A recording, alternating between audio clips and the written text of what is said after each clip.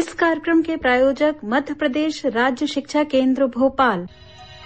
Radio school सुनने वाले सभी बच्चों, अभिभावकों और श्रोताओं, आप सबको मालूम है कि कोरोना संक्रमण को एक वैश्विक महामारी घोषित किया गया है।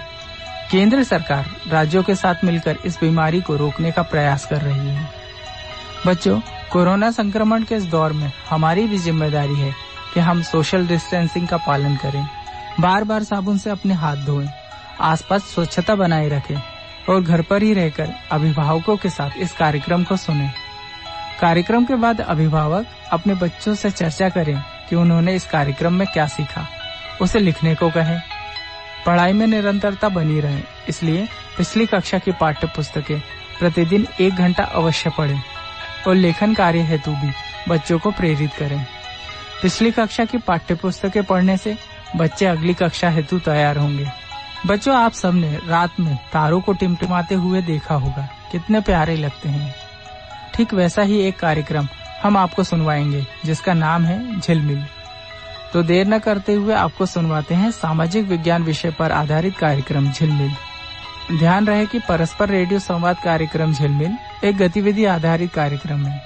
कक्षा संचालन के दौरान शिक्षक रेडियो टीचर के निर्देश को सुनकर गतिविधि करवाते हैं।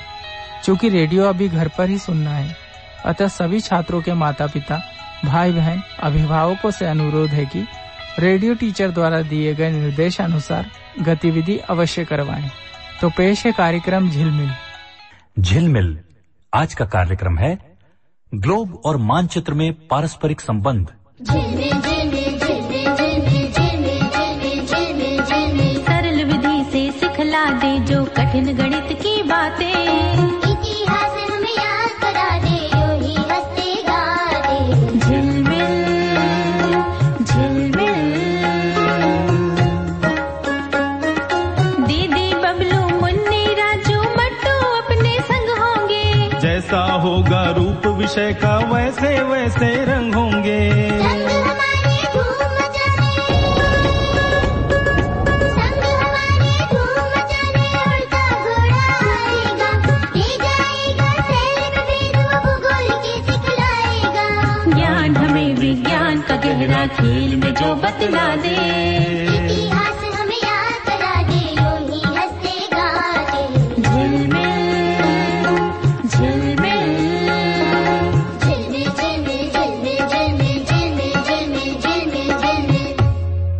आप सुनेंगे कक्षा 4वीं और 5वीं के लिए बनाया गया पारस्परिक रेडियो कार्यक्रम झिलमिल। इस कार्यक्रम में हम रेडियो सुनते हुए विभिन्न गतिविधियों में भाग लेकर बहुत कुछ सीखेंगे।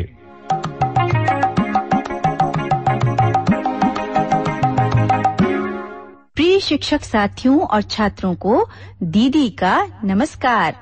इस पारस्परिक रेडियो संवाद कार्यक्रम में आपका स्वागत है। सामाजिक अध्ययन के पिछले कार्यक्रम में हमने पृथ्वी की प्रमुख विशेषताओं के बारे में जाना था और हमने स्वयं ग्लोब बनाना भी सीखा था। आज के इस कार्यक्रम में हम मानचित्र और ग्लोब के परस्पर संबंध के बारे में चर्चा करेंगे। पिछले कार्यक्रम में मैंने आपसे अपने भारत देश के मानचित्र की रूपरेखा का अभ्यास करने के लिए कहा था। मुझे विश्वास है कि आज के इस कार्यक्रम के दौरान आप भारत का मानचित्र बना पाएंगे। पिछले कार्यक्रम में मैंने ये भी कहा था कि आपके द्वारा बनाए गए ग्लोब पर हम और अधिक काम करेंगे। कृपया ग्लोब तैयार रखें। छात्रों और शिक्षक, आज भी मुन्नी हमारे आने से पहले उड़न घोड़े के साथ यात्रा पर चली गई। आइए देखें कि उनके साथ क्या हो रहा है।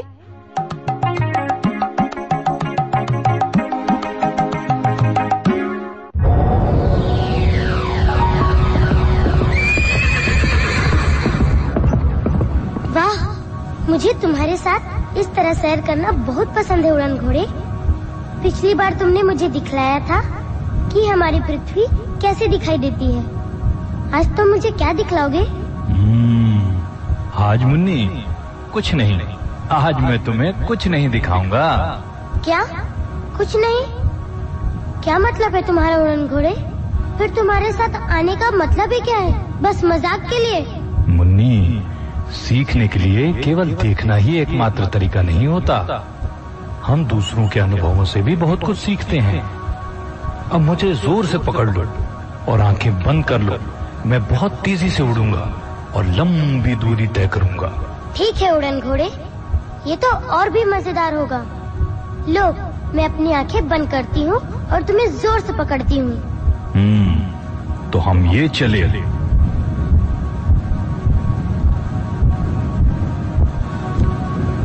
अच्छा मुन्नी, अब तुम अपनी आंखें खोलो। अरे ये क्या, हम तो उसी स्थान पर हैं। तुम तो कह रहे थे हम लंबी दूरी तय करेंगे। हम तो वही हैं जहाँ से हम चले थे। मुन्नी, इसीलिए तो मैं तुमसे कह रहा था कि देखना ही एकमात्र ऐसा अनुभव नहीं है जिससे हम सीखते हैं। तुम्हारी आंखें बंद थीं, इसलिए तुम कुछ नहीं देख पाई, पर क्या तुमने महसूस किया कि हम उड़ रहे थे, और वो भी बहुत तेज गति से? हाँ, वो मैंने महसूस किया कि हम तेजी से उड़ रहे हैं, पर फिर भी हम उस स्थान पर क्यों हैं? ये मेरी समझ में नहीं आया। ठीक है मुन्नी, मैं तुम्हें समझाने की कोशिश करूंगा। ये तो तुम जानती हो ना कि पृथ्वी गोलाकार है। हम उसके ऊपर बिना दिशा बदले एक ही दिशा में उड़ रहे थे। मतलब कि हम उड़ते उड़ते पश्चिम दिशा में जा रहे थे। हाँ, मैं समझ गई उड़न घोड़े। हम लगातार पश्चिम दिशा में उड़ते रहे, इसलिए हम घूमकर उसी जगह पे आ गए जहाँ से हमने उड़ना शुरू किया था। क्योंकि पृथ्वी गोल है, इसका मतलब हम पृथ्वी के ऊपर से एक ही दिशा में बड़ा सा गोल चक्कर काटकर वापस आए। उड़न घोड़े, मुझे एक बार और पृथ्वी का चक्कर लगाने के लिए ले चलो ना। ठीक है मुन्नी, पर इस बार हम उत्तर दिशा में उड़ेंगे। चलो।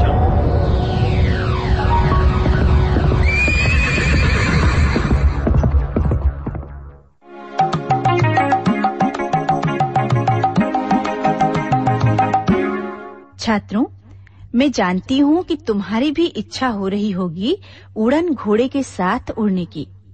मैं इसमें तुम्हारी मदद करूंगी, पर उससे पहले मेरा एक प्रश्न है।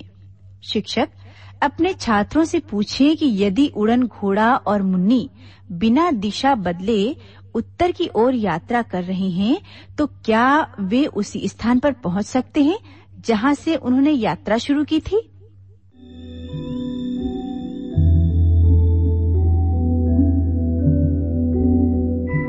हाँ, बिना दिशा बदले उत्तर दिशा की ओर यात्रा करते हुए वे उसी स्थान पर पहुंच जाएंगे जहां से उन्होंने यात्रा शुरू की थी, क्योंकि हमारी पृथ्वी का आकार गोल है। शिक्षक, पहले कार्यक्रम में हमने जो ग्लोब बनाया था उसकी जरूरत हमें अब होगी, उसे तैयार रखें। यदि और छात्रों ने भी ग्लोब तैयार किए हैं तो 4 छात्र मिलकर एक ग्लोब के साथ ये गतिविधि कर सकते हैं।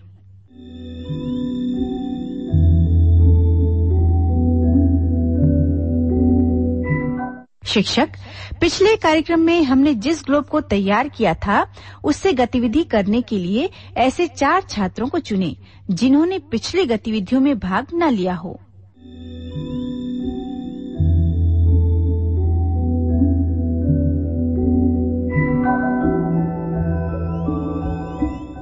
शिक्षक, इनमें से एक छात्र से कहें कि वो अपने दोनों हाथों की पहली उंगली का इस्तेमाल कर ग्लोब को यूं पकड़ें, जिससे कि ग्लोब पूरी कक्षा को दिख सके। याद रहे, इसके लिए वो अंगूठे का इस्तेमाल ना करें।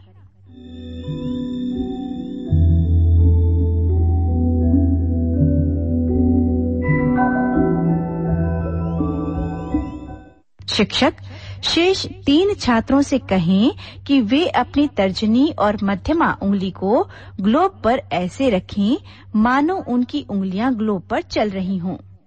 उन्हें उंगलियों को बिना दिशा बदले एक ही दिशा में चलाते रहना है। छात्रों को पहला, दूसरा और तीसरा क्रमांक दे दें और उन्हें मेरे निर्देशों की प्रतीक्षा करने को कहें।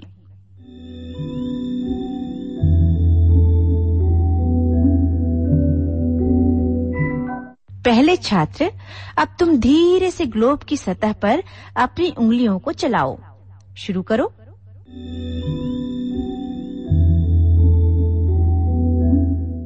अब रुक जाओ। दूसरे छात्र, तुम अपनी उंगलियों को आगे उसी दिशा में चलाते रहो। शुरू करो।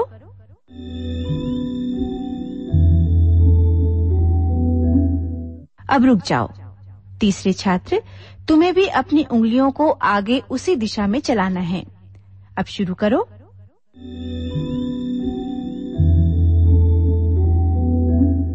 रुको छात्र। शिक्षक, अब तक हमारे तीसरे छात्र की उंगलियां उस जगह तक पहुंच गई होंगी जहां से पहले छात्र ने उंगली चलाना शुरू किया था। यदि नहीं तो उसे और आगे चलते रहना है। यदि उसकी उंगलियां उस जगह से आगे निकल गई हों, तब भी उसे चलते रहना है जब तक कि वो फिर से शुरुआत की हुई जगह पर आ पहुंचे।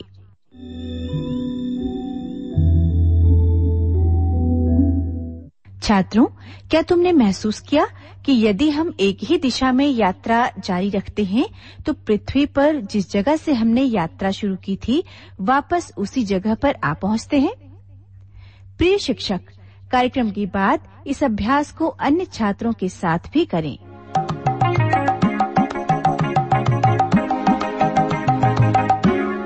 प्रिय शिक्षक और छात्र, अब हम मानचित्र और ग्लोब के संबंध को समझने के लिए एक गतिविधि करेंगे। इसके लिए हमें भारत के मानचित्र की बाहरी रेखा बनानी होगी। मानचित्र बनाने का अभ्यास तो तुम सबने किया है ना? हम खड़ी और आड़ी रेखाओं की जाली जैसी संरचना से प्रारंभ करेंगे, जिससे तुम सब परिचित हो। शिक्षक, कृपया 4 खड़ी रेखाएं बराबर दूरी पर खींचें।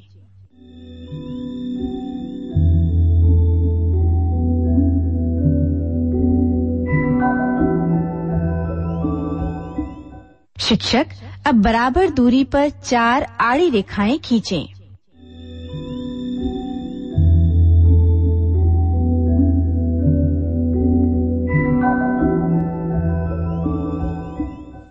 शिक्षक, अब आपके पास ब्लैक बोर्ड पर 16 खानों वाली एक जाली तैयार है। अपने छात्रों से कहें कि वे अपनी नोटबुक या कॉपी में ऐसे ही एक जाली बनाएं।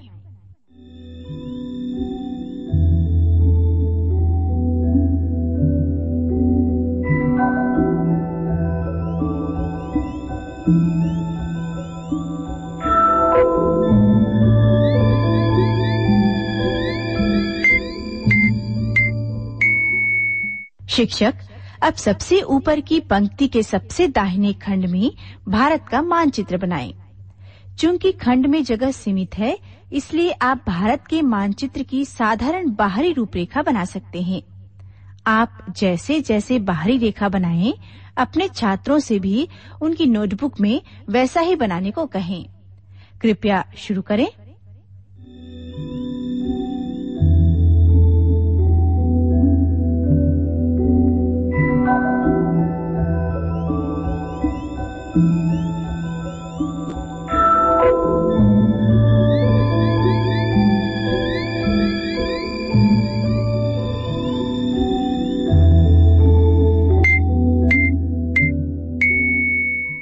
शिक्षक और छात्रों, आपने भारत का मानचित्र बना लिया ना?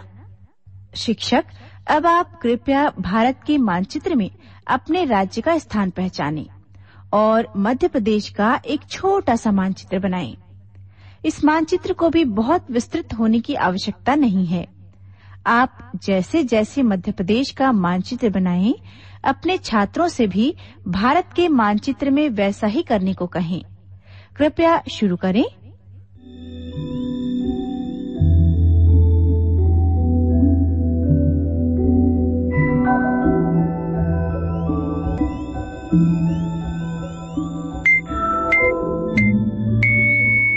शिक्षक और छात्रों, आपके पास भारत के मानचित्र की जो रूपरेखा है, उसमें आपने मध्य प्रदेश को ढूंढ लिया होगा।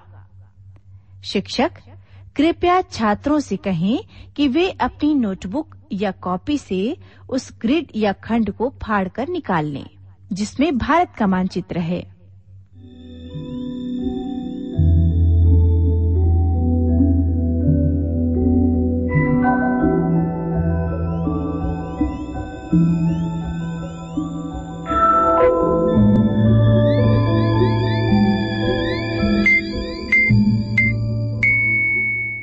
प्रिय शिक्षक, मेरा अनुमान है कि आपकी कक्षा में पुराने कागजों से बने और भी ग्लोब होंगे।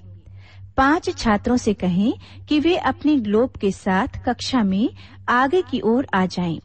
यदि 5 ग्लोब ना हो तो जितने हों उतने छात्र आ जाएं।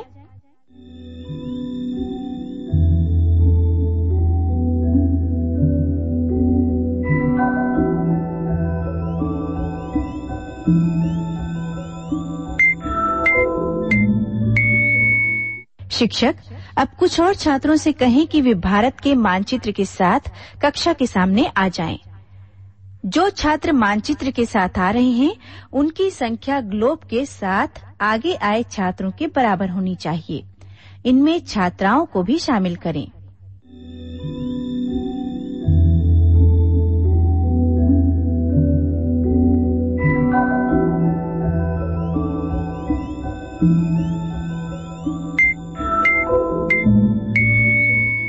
शिक्षक, जिन छात्रों के पास ग्लोब है उन्हें इतनी दूरी पर खड़े होने के लिए कहें जहां से पूरी कक्षा ग्लोब को अच्छी तरह से देख सके।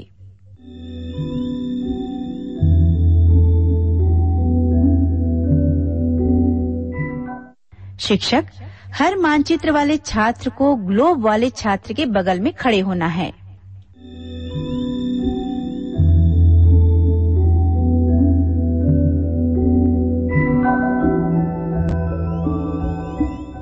शिक्षक, मानचित्र वाले छात्रों से कहें कि वे पूरी कक्षा को मानचित्र दिखाएं और ऊंची आवाज में कहें कि हमारे भारत का मानचित्र ऐसा दिखता है।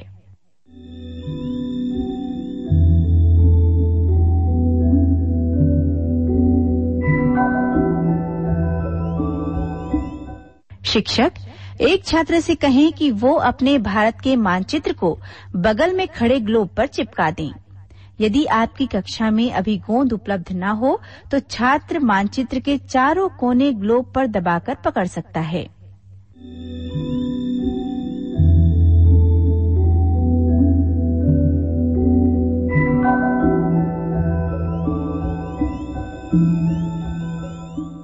शिक्षक, शेष छात्रों से कहें कि वे भी इसी तरह मानचित्र को ग्लोब पर पकड़े रखें।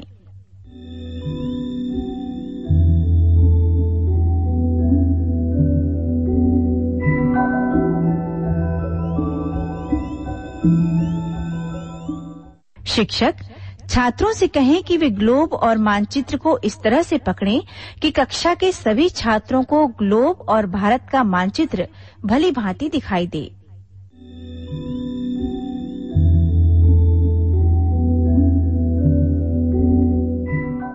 शिक्षक, आगे खड़े छात्रों से कहें कि वे पूरी कक्षा के सामने जोर से कहें कि ग्लोब पर हमारे देश का मानचित्र ऐसा दिखता है।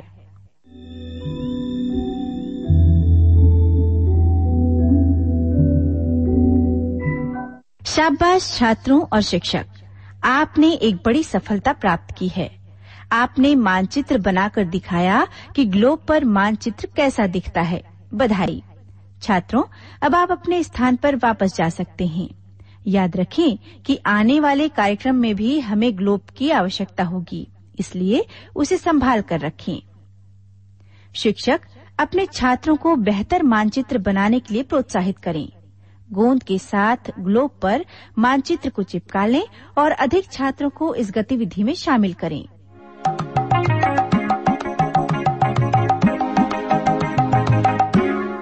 प्रिय शिक्षक और छात्रों, आज हमने कक्षा में जो सीखा उसे गीत के रूप में भी कहा जा सकता है।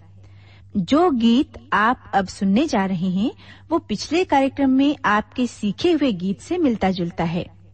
पहले इस गीत को सुने, बाद में आप भी गा सकते हैं। ये भूमंडल का गोला, दुनिया जिस पर बसी हुई, रेखाएं कुछ काल्पनिक से देखो इस पर खिंची हुई। ये भूमंडल का गोला,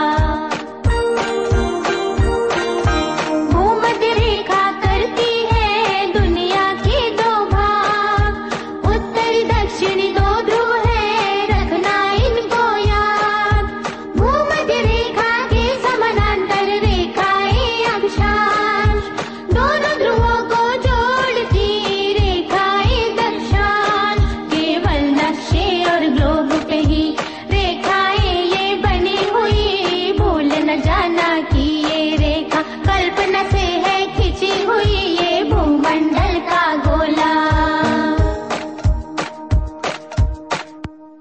चलो फिर इसे गाते हैं।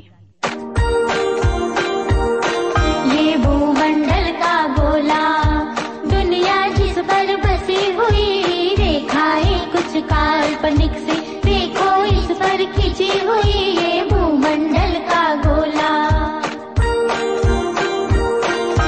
भूमध्य रेखा करती है दुनिया के दो भाग, उत्तर दक्षिण दो ध्रुव है, रखना इनको याद।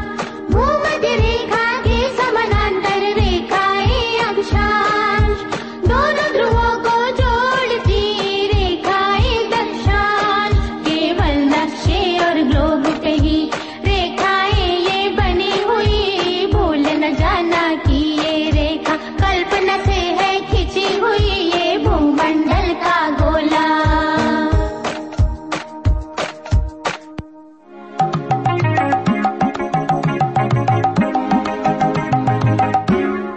प्रिय छात्रों, आज हमने ग्लोब और मानचित्र के संबंध में जो कुछ सीखा है, चलिए उसे दोहराते हैं। शिक्षक, मैं छात्रों से कुछ प्रश्न पूछूंगी। कृपया 12 छात्रों को अपने स्थान पर खड़े होकर उत्तर देने के लिए कहें।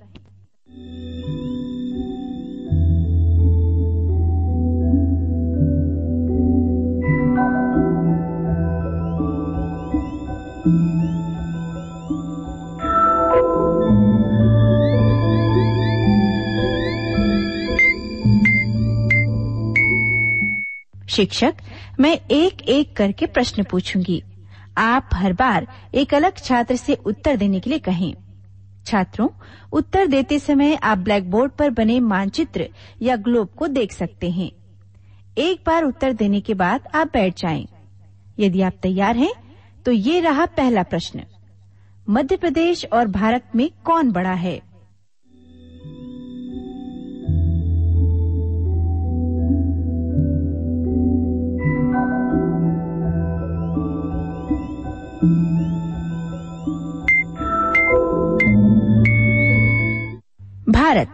भारत मध्य प्रदेश से बड़ा है।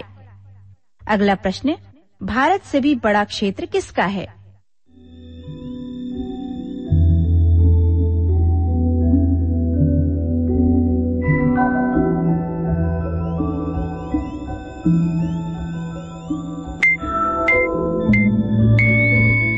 पृथ्वी।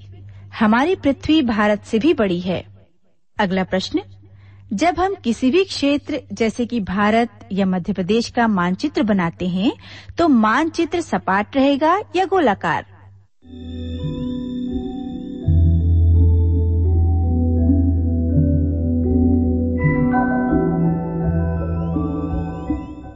सपाट। हम जब भी मानचित्र बनाएंगे तो वो हमेशा सपाट रहेगा। और अब अगला प्रश्न, हमारी पृथ्वी का आकार कैसा है?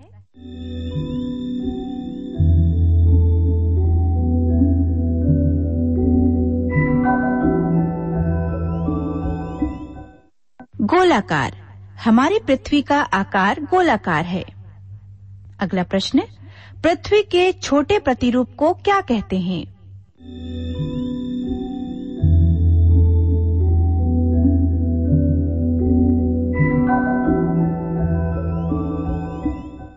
ग्लोब। जी हाँ, पृथ्वी का छोटा प्रतिरूप ग्लोब कहलाता है। और अब अगला प्रश्न, पृथ्वी का धरातल किन दो भागों से ढका हुआ है?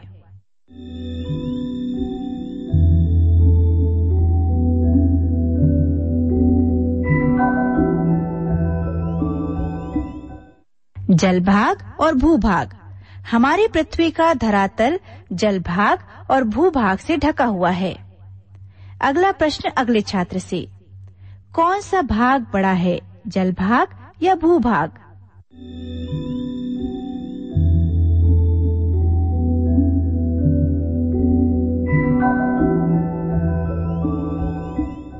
जलभाग। जलभाग भूभाग से बड़ा है।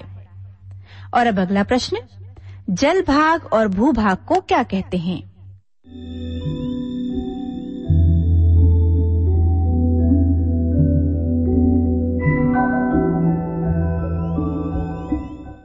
महासागर और महाद्वीप। जल भाग महासागर कहलाता है और भूभाग को महाद्वीप कहते हैं। अगला प्रश्न, सुदूर उत्तर और दक्षिण में पृथ्वी का आकार कैसा है?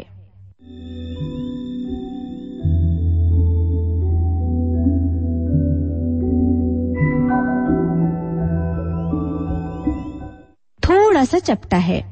सुदूर उत्तर और दक्षिण में हमारी पृथ्वी थोड़ी सी चपटी है।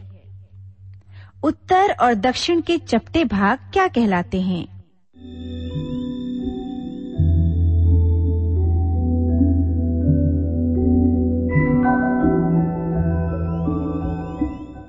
ध्रुव क्षेत्र।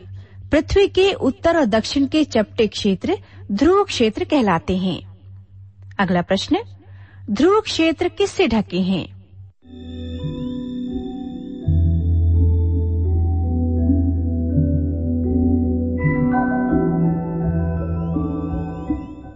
ध्रुव क्षेत्र बर्फ से ढके हैं।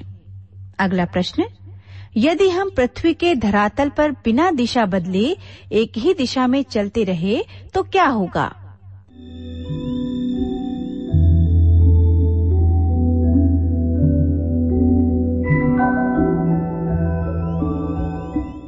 हमने जहां से यात्रा शुरू की थी हम फिर वहीं पहुंच जाएंगे। यदि हम दिशा बदले बिना एक ही दिशा में चलते रहें तो हम उसी जगह पर पहुंच जाएंगे जहां से हमने यात्रा शुरू की थी। धन्यवाद छात्रों।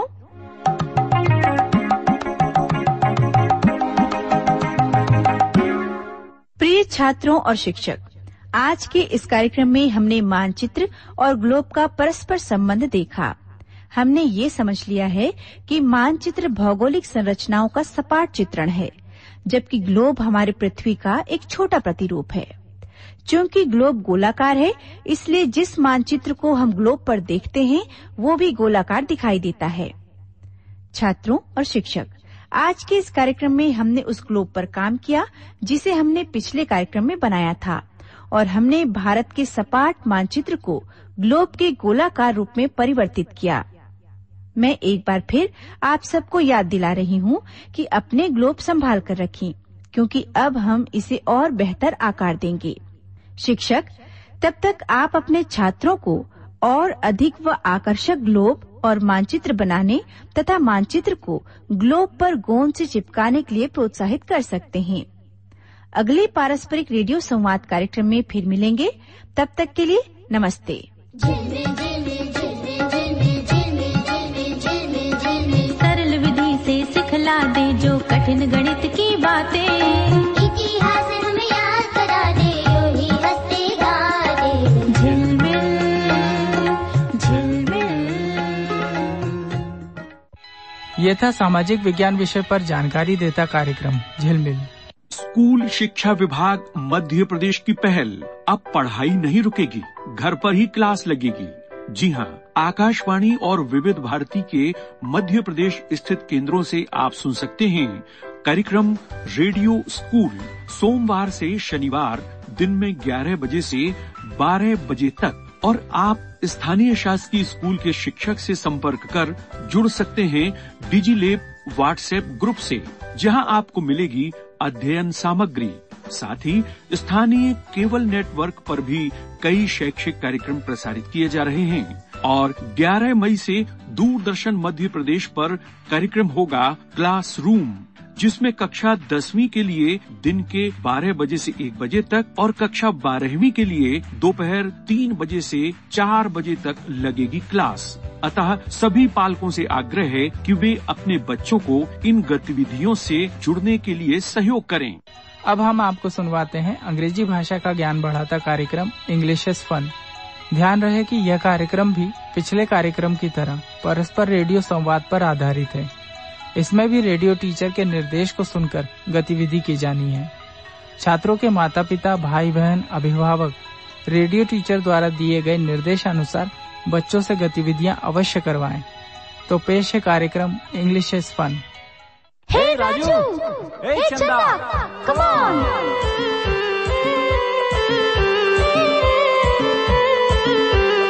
Hey Raju, hey Chanda, come let us go to school. Hey Raju, hey Chanda, come let us go to school. shall listen and learn English. Come, let us go to school. We shall listen and learn English. Come, let us go to school. Hey Raju, hey Chanda, let us hurry and run. Hey Raju, hey Chanda, let us hurry and run. We shall dance, play and sing as learning English is fun. We shall dance, play and sing as Learning English is fun. learning English is fun.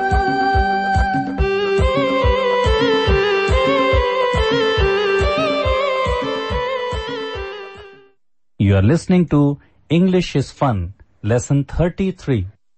Dear teacher and students, अपने पिछले पाठ में हमने inside और outside शब्दों का अर्थ सीखा और ऑन, अंडर और लाउडली सॉफ्टली का अभ्यास किया।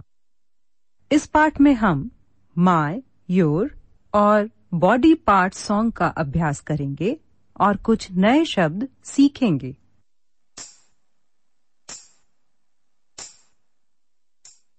राजू, राजू, राजू। चंदा, गुड मॉर्निंग, कम इनसाइड। नहीं राजू, मैं बाहर ही खड़ी हूँ, हमें स्कूल समय पर पहुँचना है। Chanda, are you ready? Yes Raju, let's go to school. Yes Chanda, and let's sing the good morning song.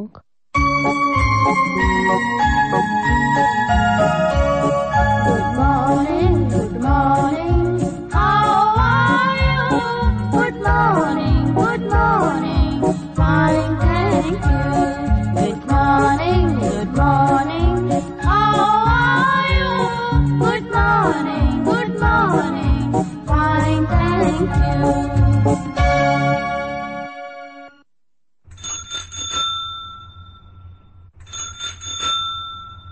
Here comes Tulsi. Good morning, Tulsi. Good morning Raju and Chanda. Good morning teacher and students.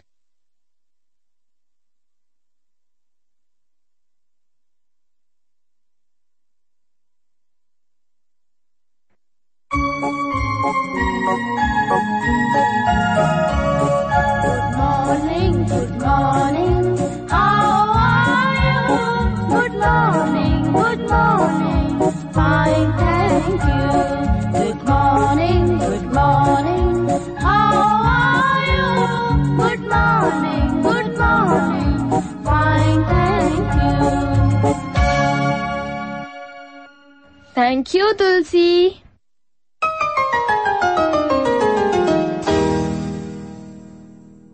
शिक्षक, अब हम my और your शब्दों के प्रयोग का अभ्यास करेंगे।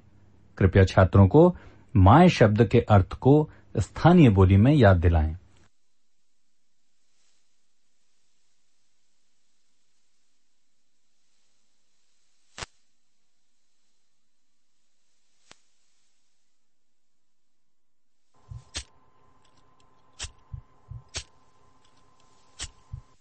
This is my pile.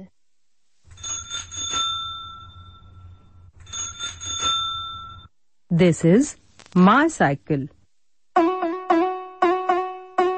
This is my एक तारा। शिक्षक, अब पहली पंक्ति के पहले छात्र से एक चेन एक्टिविटी शुरू करते हैं। इस एक्टिविटी में प्रत्येक छात्र खड़ा होगा और आपको अपनी किसी वस्तु के बारे में बताएगा। छात्र उस वस्तु को उठाकर या उसकी ओर इशारा करके बता सकता है। छात्रों को दिस इज माय का उपयोग करते हुए बोलने के लिए प्रोत्साहित करें। आपके पास इस गतिविधि के लिए 1 मिनट का समय है।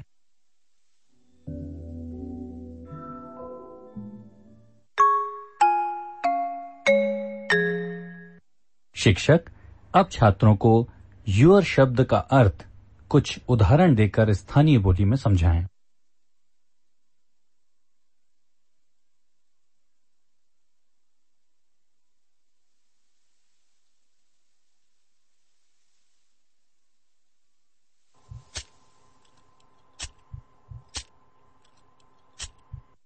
Chanda, this is your pile. Tulsi, this is your cycle. Sian, this is your Ektara. शिक्षक अब आखिरी पंक्ति के पहले छात्र से एक चेन एक्टिविटी शुरू करते हैं। इस एक्टिविटी में प्रत्येक छात्र खड़ा होगा और अपने बाजू में बैठे छात्र की कोई वस्तु के बारे में बताएगा। छात्र उस वस्तु को उठाकर या उसकी ओर इशारा करके बता सकता है। छात्रों को दिस इज योर का उपयोग करते हुए बोलना है।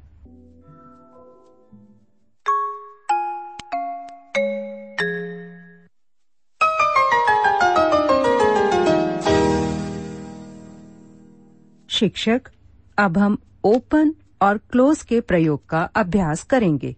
कृपया छात्रों से कहें कि वे रेडियो कलाकारों की बात ध्यान से सुनें और अपनी बुक तैयार रखें, क्योंकि उन्हें भी खेल में शामिल होने को कहा जाएगा।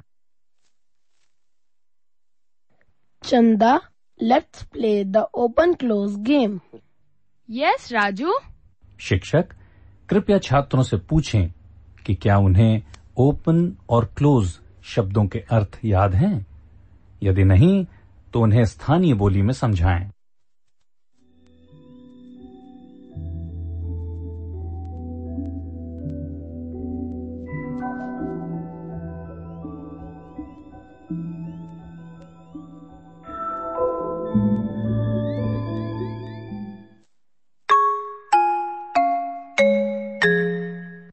शिक्षक, कृपया छात्रों से कहें कि राजू चंदा के साथ जो खेल खेलेगा उसके अनुसार उन्हें भी अपनी आईज, हैंड्स, बुक्स खोलना या बंद करना है। Ready, Chanda? Ready, students? Close your eyes.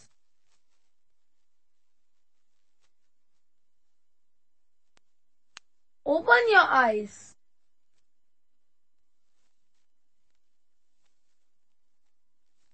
Close your hands.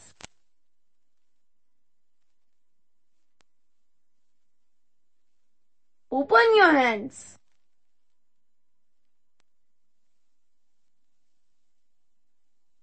Open your book.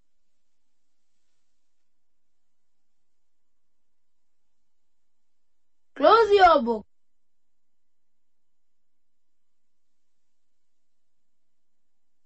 Raju, now I will say open and close and you do the action.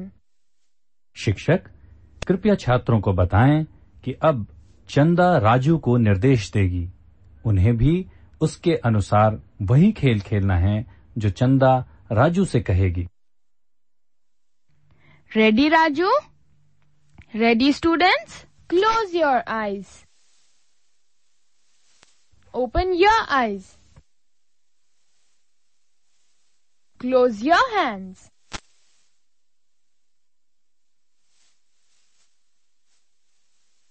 Open your hands.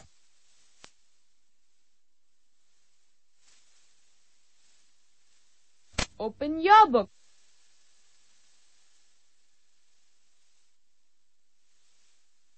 Close your book.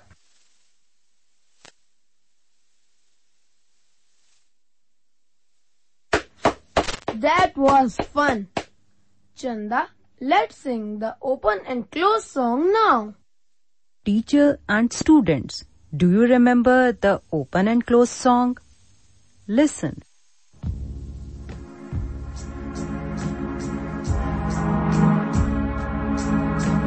Close your hands, open your hands, clap, clap, clap.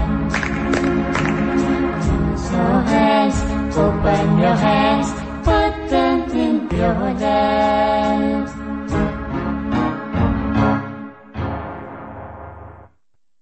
शिक्षक छात्रों को put them in your lap का अर्थ स्थानीय भाषा में समझाएं।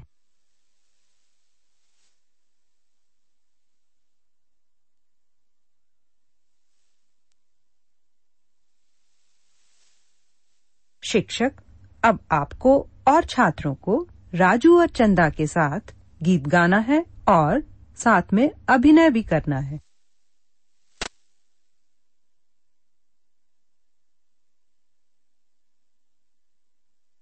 Ready, Chanda?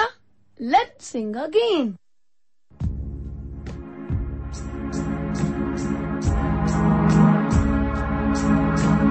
Close your hands, open your hands, clap, clap, clap. Close your hands, open your hands, put them in your lap.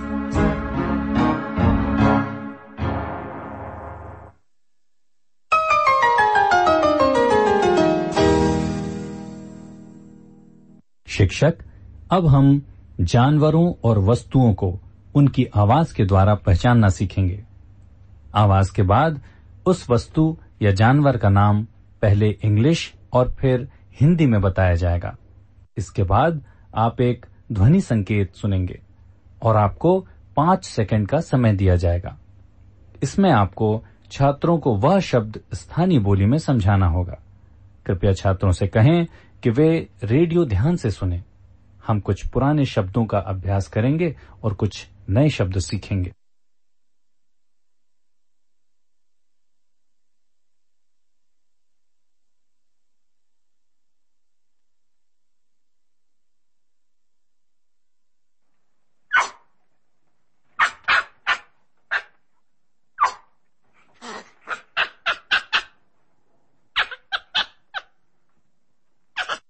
Monkey. बंदर।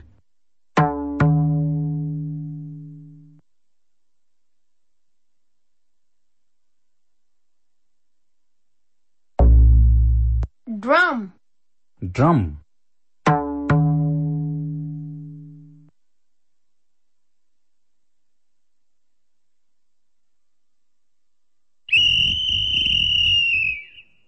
Whistle. सीटी।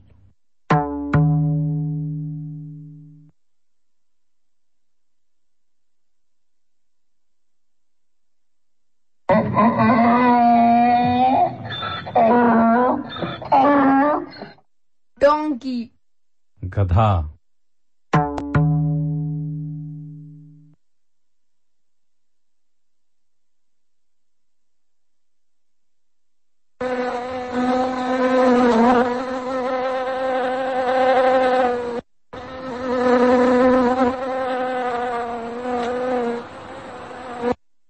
Bee.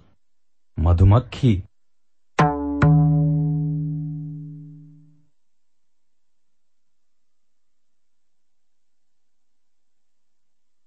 बहुत अच्छा। शिक्षक छात्रों से कहें कि अब उन्हें राजू और चंदा के बाद उस आवाज को पहचान कर बताना होगा।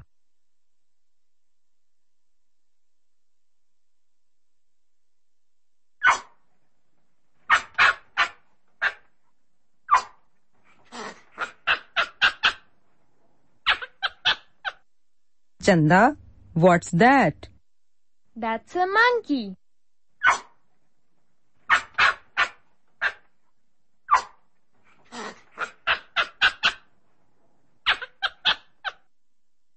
Students, what's that?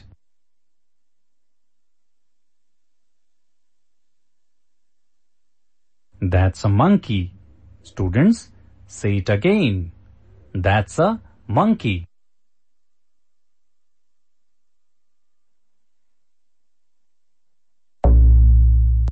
Raju, what's that? That's a drum. Students, what's that?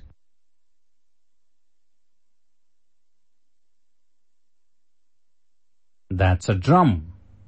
Students, say it again. That's a drum.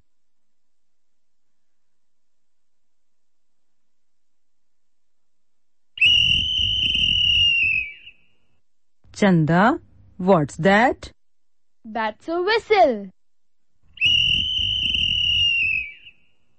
Students, what's that?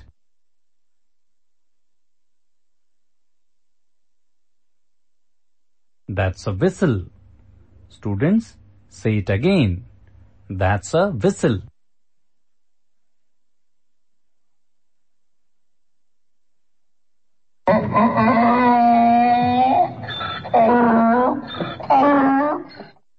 Raju, what's that? That's a donkey.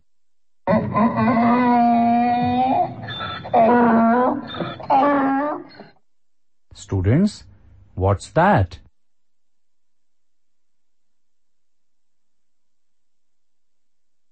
That's a donkey. Students, say it again. That's a donkey.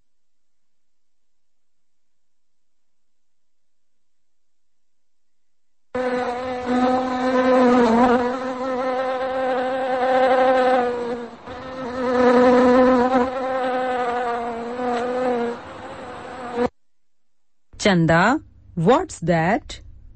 That's a bee.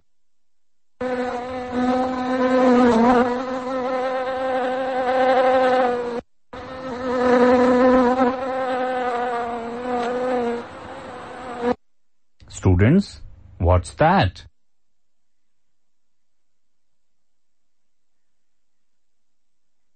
That's a bee. Students, say it again. That's a bee.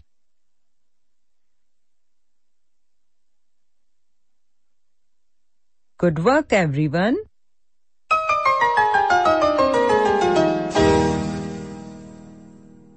शिक्षक, अब समय है हमारे शब्द भंडार और व्याकरण को दोहराने का।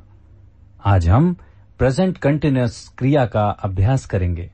इसका अभ्यास हम पहले भी कर चुके हैं, लेकिन इस पाठ में हम इसकी तुलना सामान्य वर्तमान काल से करेंगे और फिर प्रेजेंट कंटीन्यूअस का अभ्यास करेंगे। चंदा पहले प्ले अर्थात खेलना शब्द का प्रयोग सामान्य वर्तमान काल में करके बताएगी। I play. You play. He plays. She plays. They play. शिक्षक, अब राजू प्ले शब्द का प्रयोग प्रेजेंट कंटीन्यूअस में करके दिखाएगा। I am playing. You are playing. He is playing. She is playing. They are playing. Present continuous tense में क्रिया लगातार चलती रहती है। कृपया इसे छात्रों को समझाएं।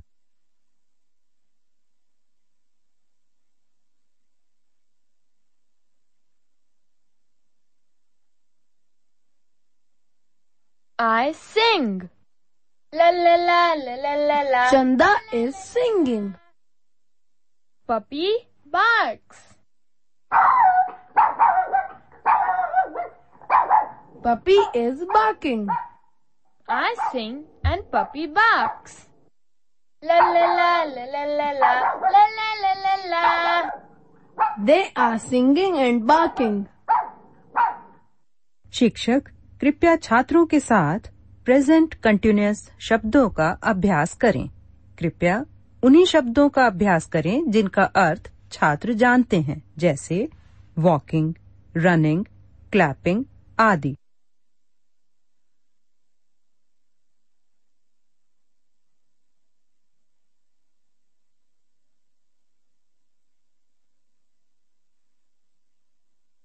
शिक्षक, अब तुलसी और मैं आपको और छात्रों को निर्देश देंगे।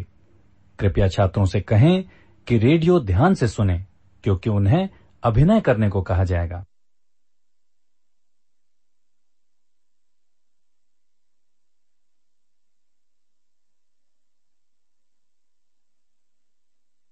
Ready teacher? Ready students?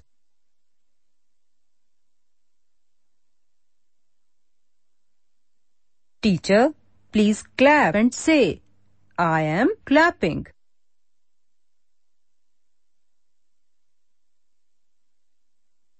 Teacher, please laugh and say, I am laughing.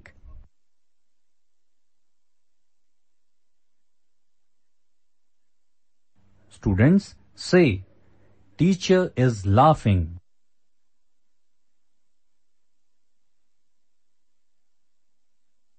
Raju, please stamp your feet and say, I am stamping.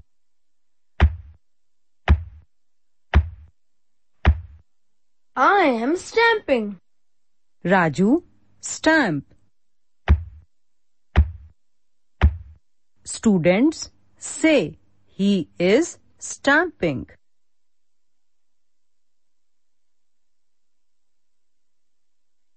Chanda, snap your fingers and say, I am snapping.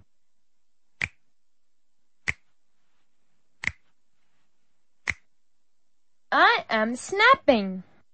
Chanda, snap. Students, say she is snapping.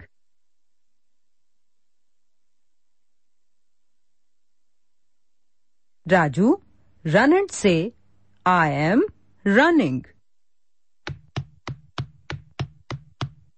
I am running. Raju, run. Students, say, he is running.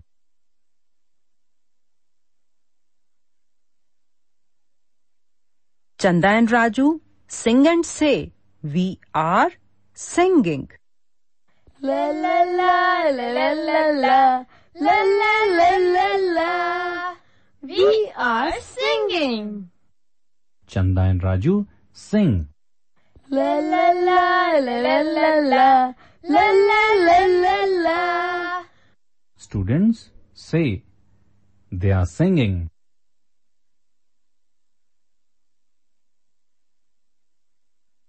Raju and Chanda, walk and say, we are walking. We are walking. Raju and Chanda, walk. Students, say, they are walking.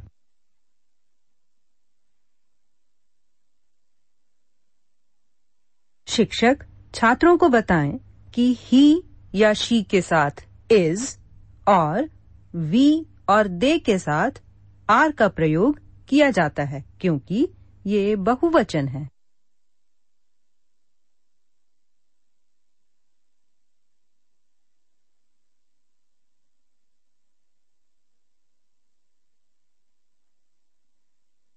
Good work students. Thank you teacher. शिक्षक छात्रों को सीखने के लिए प्रोत्साहन की जरूरत होती है। इसके लिए हम गुड वर्क या वेरी गुड शब्दों का प्रयोग करते हैं। इससे छात्रों को सीखने के लिए एक सकारात्मक वातावरण मिलता है।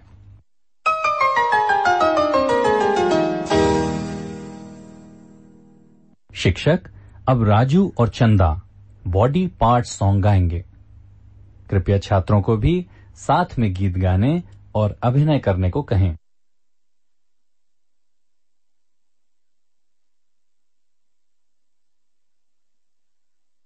Students stand up.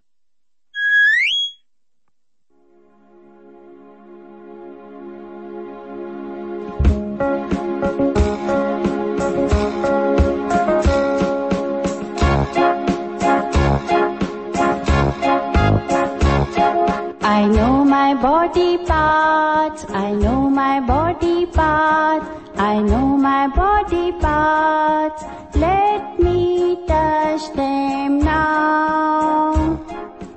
Head, ears, eyes, nose, mouth. I use my mouth to eat my food, I use my mouth to eat my food. Fingers, hands, arms, legs, feet. I use my feet to walk to school. I use my feet to walk to school.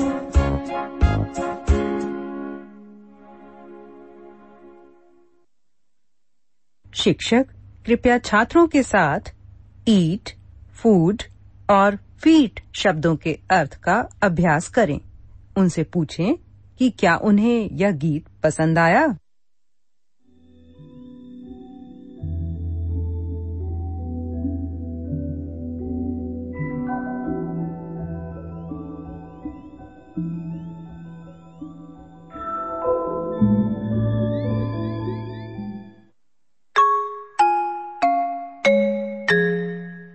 चंदा, सिंग again.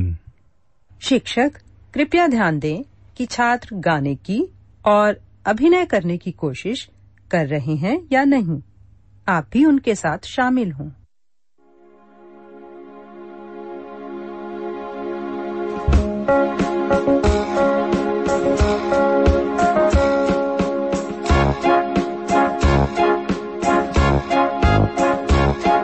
I know my body parts, I know my body parts, I know my body parts. Let me touch them now. Head, ears, eyes, nose, mouth. I use my mouth to eat my food, I use my mouth to eat my food. Fingers, hands, arms, legs, feet. I use my feet to walk to school. I use my feet to walk to school.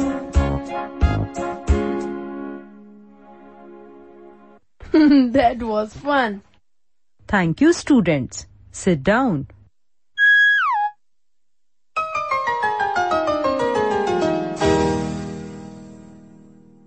Chanda and Raju, it's time for us to go. Let's sing the goodbye song for the teacher and students. शिक्षक, कृपया छात्रों को भी हमारे साथ गीत गाने और अपने हाथ हिलाने कहें, क्योंकि वे हमें गुड बाय कह रहे हैं।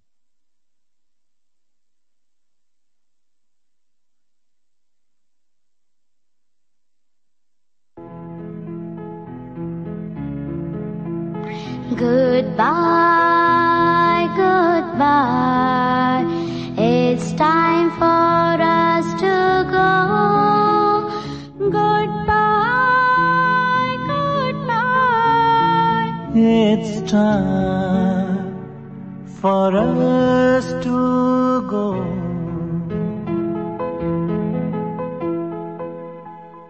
Goodbye, teacher. Goodbye, students. You have been listening to English is Fun